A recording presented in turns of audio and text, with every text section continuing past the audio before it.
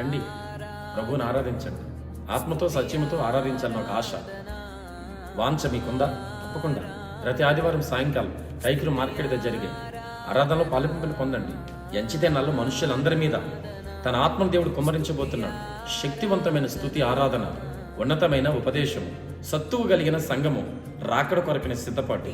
ఇలాంటి ఆశలు, ఇలాంటి ఆత్మ సంబంధమైన ఆలోచనల చేత, ఉద్దేశాల చేత కట్టబడాలన్న ఒక తలంపు నీకుంటే తప్పకుండా రండి.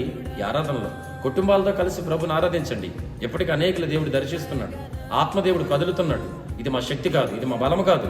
వందలాదిగా ప్రజలు దీవించబడుతున్నారు. కేవలం ఇది ఆత్మ జరిగించే ప్రక్రియ. ఆత్మదేవుడు కదులుతున్న స్థలము, సందర్భం కనుక నీ జీవితాలు కూడా బలముగా నా దేవుని ఆత్మ కదలబోతుంది.